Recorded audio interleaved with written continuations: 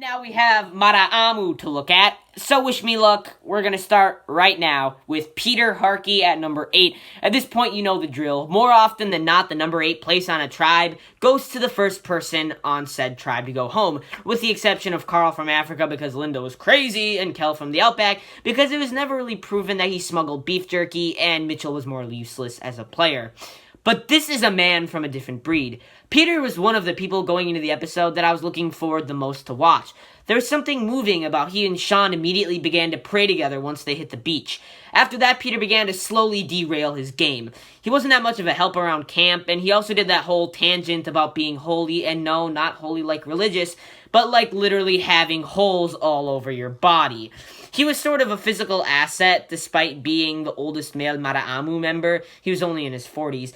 And it was made to look like Patricia was going to be voted out, but apparently people were sick of poor Peter. Not even sure where to begin with Sarah, so I'll let Sean's thoughts from the first episode do the talking for me. It was quite evident that Sarah wasn't doing anything at all.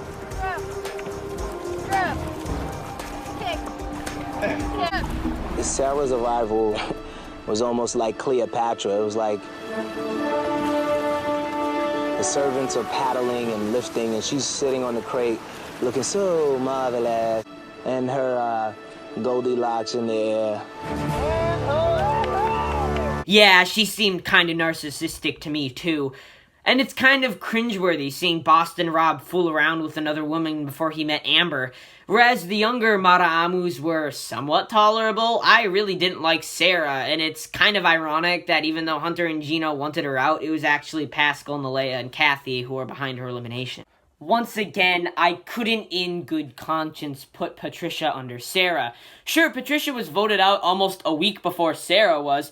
Sure, she may not have been a huge physical asset, but at least I respected what she stood for.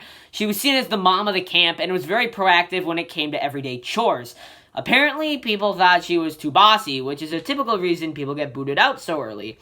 Did I like Patricia? Yes. Was I disappointed when she was voted out? No, because at this point, I was used to that player archetype getting booted so quickly. This guy right here, he had this game in his back pocket. His only mistake was being on Maraamu. I can guarantee that if he was on Rotu, this dude would have made it way farther. He was the big man on campus. Everyone loved him when there was downtime, but the minute they had to vote someone off, which happened a lot for them, the tribe split completely down the middle. The first 2 councils, he was safe because he was a huge asset, but the third time around, he was completely blindsided, and the only person that voted him out was Gina Cruz, the sweet southern lady of Maraamu Beach. She was really the only younger person besides Hunter that had their heads on straight on that tribe. But after Pat and Hunter's eliminations, she was all alone and anticipating her going home if Maraamu lost again. Luckily for her, the tribe swap happened following Hunter's elimination, and Vecepia, Sean, and Boston Rob all went to Rotu, while Maraamu got, well, I've already said all the people that went to Maraamu like a million times, but Kathy, Pascal, and Nalea. Honestly, now that I think about it, Sarah was royally screwed by the swap, and I don't know why I'm still talking about Sarah, but she was royally screwed by the swap because her whole alliance went to Rotu, and now suddenly everyone on her tribe didn't really like her. She basically got silenced. After that, Maraamu won an immunity comp, and Gabe was booted, but but after Maraamu lost the last tribal immunity comp, Gina was dead in the water. She was also guaranteed to be eliminated. I'm just kidding again, guys. Jeez. Kathy actually considered keeping Gina because Nalea and Pascal were so close, but Gina still went from 13th place to 11th place, all because of the tribe swap. At last, the man, the myth, the legend, it's Boston Rob. Considered one of, if not the greatest male player of Survivor. Being able to say his name brings great honor. So why, you might ask, is he at number 3 on the Maraamu list? Because he placed 10th overall. So let's dig a little deeper to understand why he did so poorly. Once again, it's because he was on one of the worst tribes in Survivor history. He immediately made connections with Sean and Sarah, and at the same time began a subtle rivalry against Hunter. Ultimately, Rob's side won with the numbers and voted out Hunter and Patricia, and after that, Rob, Sean, and Vecepia went to row 2 in the tribe swap, and those 3 were immediately knocked out of their comfort zone. Suddenly, the three Maraamus were in the minority when it came to numbers.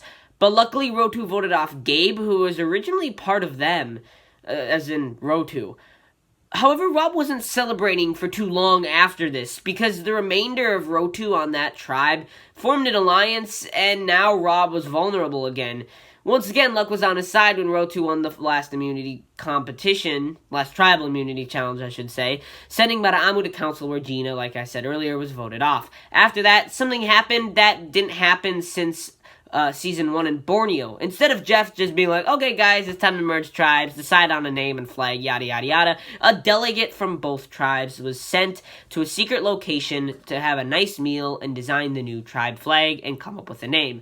Rob and Kathy were the two that did this, and they made some sort of deal. Basically, Rob told Kathy that John wasn't to be trusted and how the remaining original Rotu were aligning together.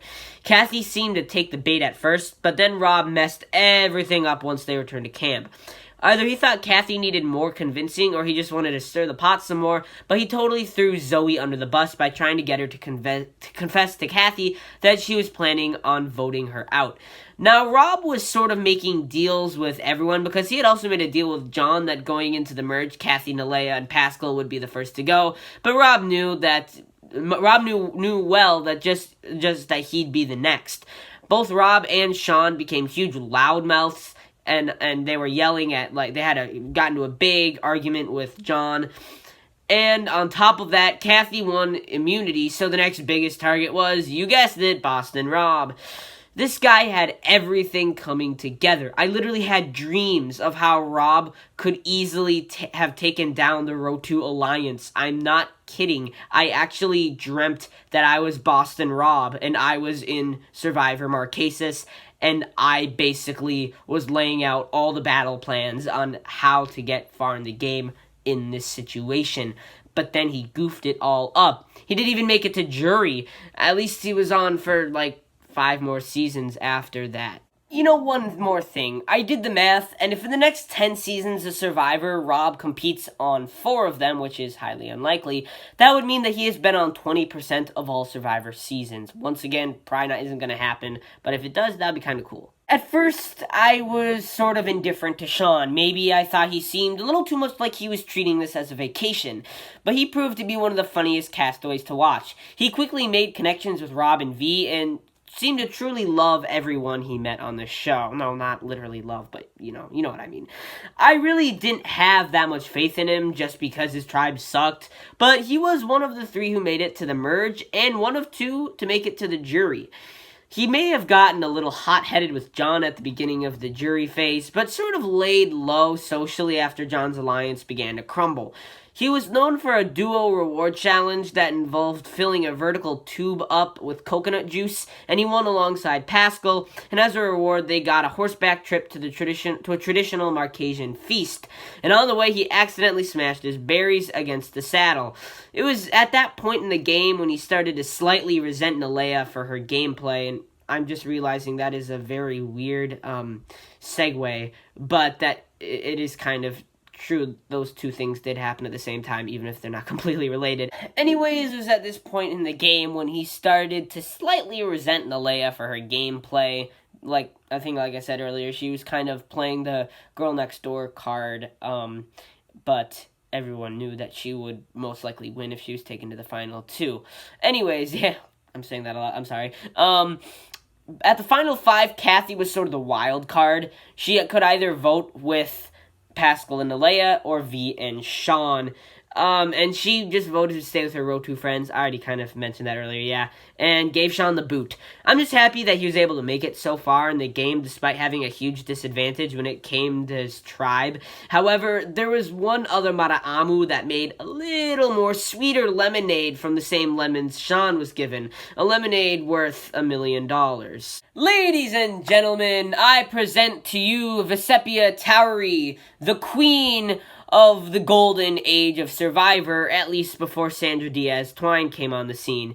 Sure, Tina won before her, but V was a multiple-trick pony. She was a great social and strategic player, but she also nailed the physical aspect of the game as well, winning 2 immunity comps, and that doesn't sound like a lot, but nobody that season won more than 2. Even when she started at Maraamu, she seemed more three-dimensional from a gameplay standpoint than her counterparts. She seemed like she was actually analyzing each move and trying to figure out what would be best for her game. I know she sort of seemed like an odd one out, Maraamu, in a sea of Rotus when the merge came, but she was just so likable, in the fact that she teamed up with the sort of Rotu pariahs, pushed her closer to that million than it seemed like she could go. After she lost Sean at the Final 5, it seemed like her fate was written in stone, but once again, where Kathy would vote was truly unpredictable. But it was at this point in which V played her first of 2 power moves. Actually, I lied. This first power move was an action from the moment she set foot at Maraamu Beach. Back in the day, you could bring a luxury item with you. Some brought a Bible, some even brought a stuffed animal.